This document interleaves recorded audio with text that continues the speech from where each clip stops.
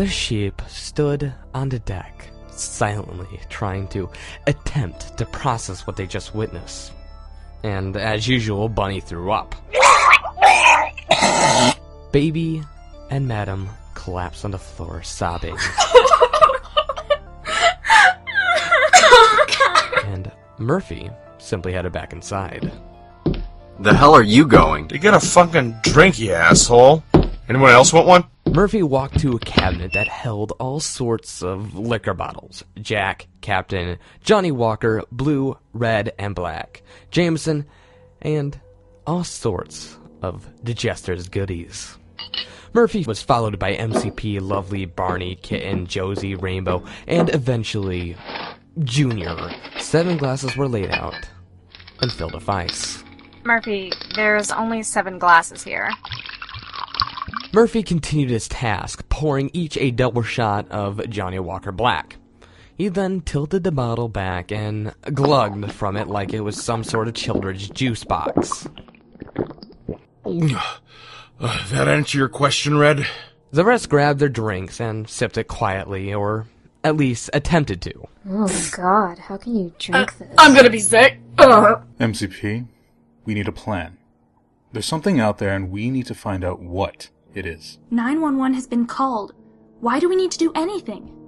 Raven and Music are dead. Why should we risk any more lives just to figure out what the hell is going on? What we need to do is make sure all the doors and windows are locked and barricaded and hunker down until the cops get here. Get back in the court. No, wait. Now that's actually a good plan. Then it's settled. We start barricading the house up. We need a group inside and a group outside. I suggest the braver of us go outside. That means Murphy, me, Barney, and Litterbot. I'm going outside too. Sign her up. The more the merrier. What about me? It appears as though you would be more help if your arms were not fastened to the back of your jacket. Good point. Come on, babe. You can hold the doors with your feet while we nail boards to the doors. I don't want you going out there. I'll be fine. We'll all be fine. And the group splits up.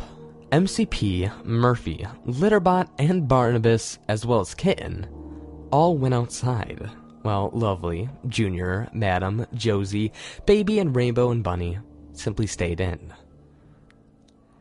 Lovely, Junior, and Madam took the front of the house. They closed all the windows and barred them up with whatever they could find, while Josie, Rainbow, Baby helped Bunny as much as they could possibly do.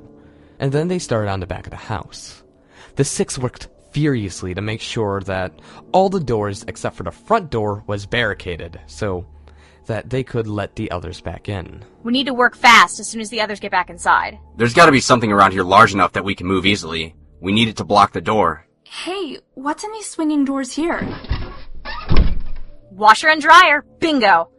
What we'll need to do is stay right here until they get back, and then shove these things in front of the door. Got it? Yeah! Got it.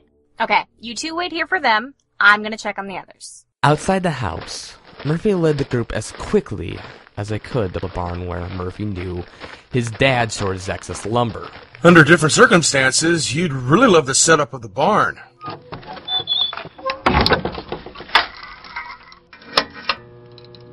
Come on, shit's upstairs. There's an upstairs? This place is fucking huge! Curious? What's up, LB? I am detecting a heat signature outside the barn. That's just the generator on the other side. My readings are not coming from that direction. They are coming from the direction of the lake.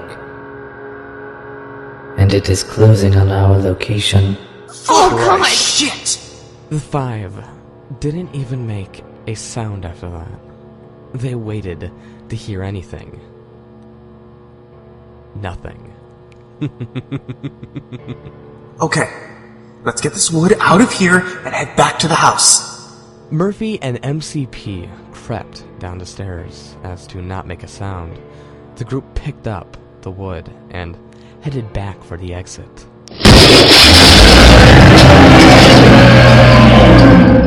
Suddenly, the door bursts open off its hinges and they were in full view of the creature that had killed their lovely 2 friends. Roughly lumbering at 10 feet tall, hunched over, easily taller if it stood up completely upright, the beast was slimy, covered in algae, and had a putrid shade of brownish green. 3-fingered hands, the size of tractor tires, drug on the ground from its long gangly arms. A reptilian-like tail swung back and forth violently, and with a dull set of black plates ran down its back. And as for the head... To describe the head would be to imagine if a catfish and a pit bull mated. Its droopy, tendrilled jaws drooled with a thick, gloopy saliva. Its lower jaw sported chainsaw-like teeth, with 2 large incisors protruding outwards and upwards. The eyes were a viscous shade of yellow and dilated frequently to the flickering of MCP's and Kitten's flashlight. The beast sniffed around, and finally spotting the 5 standing in the middle of the barn. And emanated a guttural howl that rattled Murphy's fillings. Its breath was the smell of decaying flesh and sour milk. If he could, Litterbot would have vomited. The stare-down begun. The 5 stood absolutely still as the beast waited for one of them to make its move. Just then, a thunderous crack came from the right. Everyone, including the beast, turned their heads to see Barnabas with his trusty cane implanted into the cement on the barn floor. A charred spiderweb of cracks surrounding the impact of the faint scent of brimstone that followed. This is the part where you run. I have the beast. Fly away. Now. Reluctantly, MCP, Litterbot, Kitten, Murphy dropped the lumber and scooted out of the barn as quickly and as silently as they could, knowing full well they would never see their good friend again. As soon as they were out of sight, Barnabas turned his attention back to the beast. Come. There's little reason not to at least have fun with this. The beast lunged towards him, claws grasping and attempting to rend Barnabas's midsection, a white grotesque fangs that went for his neck. But they did not make their mark, as he sidestepped underneath the creature, making a subtle slash at the thing's legs. The tink it made, as it did not pierce the skin, which caused Barnabas's eyebrow to raise. Now behind the beast, Barnabas lifted his blade into view, and found it was corroded and fouled. Intriguing. Though it was but a mere trinket, you still owe me compensation. The monster turned away swiftly and lunged again at Barnabas with rapid ferocity. Now. No need to attempt to finish this early, but there's still... He didn't even have time to finish his statement as a mass of something akin to mucus splattered against the side of his face, covering his mouth and, unfortunately, blurring his vision. He barely had time to smear it off when the abomination was upon him again. Barnabas tried to move, but there was no time for escaping.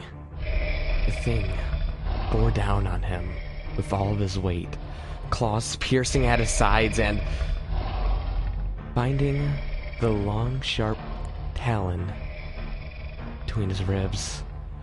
Organs began to puncture, squinting in defiance.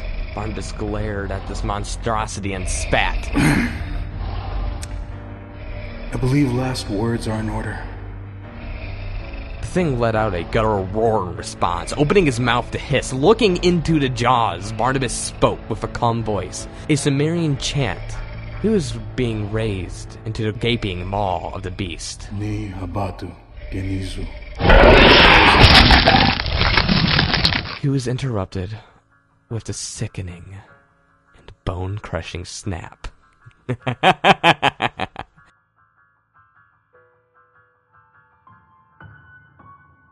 Back in the house, the others heard the commotion coming from the barn, and they feared for the worst. What the fuck was that? Let us in! Let us in! Open the goddamn door! That thing is in the barn!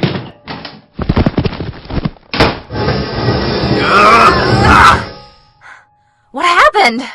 There's a monster in the barn.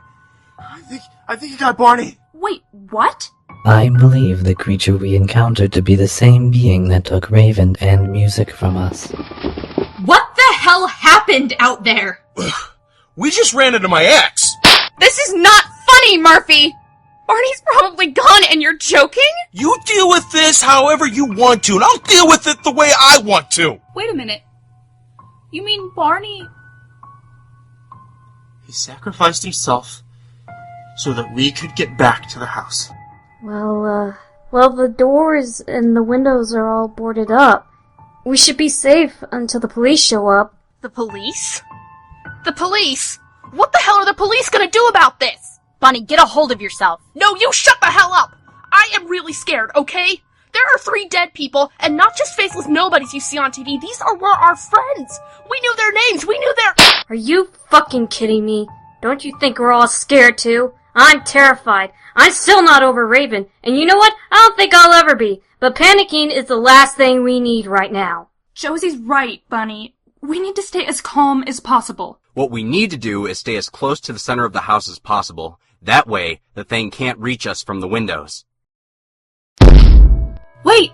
What about the basement? There is no basement, only a room that contains a water heater. How do you get to it? Well, there's a door outside the house. You get to it, and then there's... Fuck. There's a trapdoor in my parents' closet that leads right to that room. We didn't barricade any trapdoor. What did you girls use to barricade everything else? Christ, woman, what did you use? Just use furniture and stuff.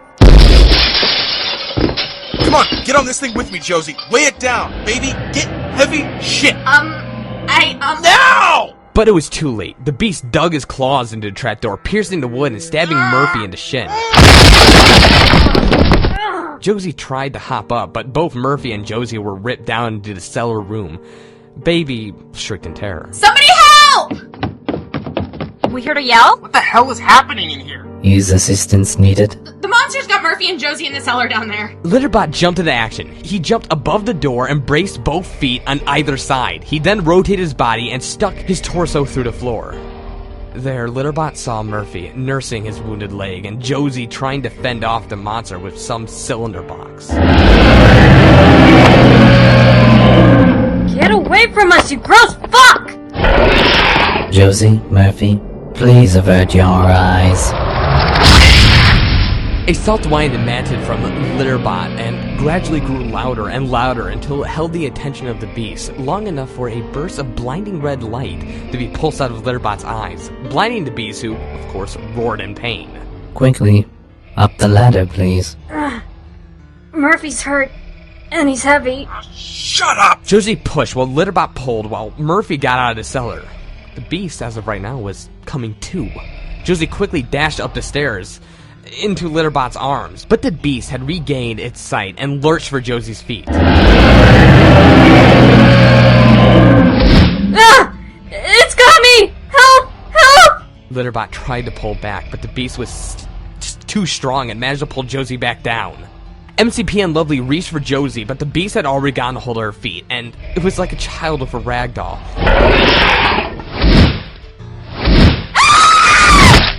It whipped Josie around by her feet and smashed her head against the cold cement floor, saturating it with Josie's deep crimson blood. Litterbot quickly ushered everyone out, and MCP and Lovely helped Murphy back into the center of the house as the beast could be heard feasting upon what was left of Josie. The others took apart the master bed and barricaded the cellar door as best they could to ensure that nothing could get out of the house that way.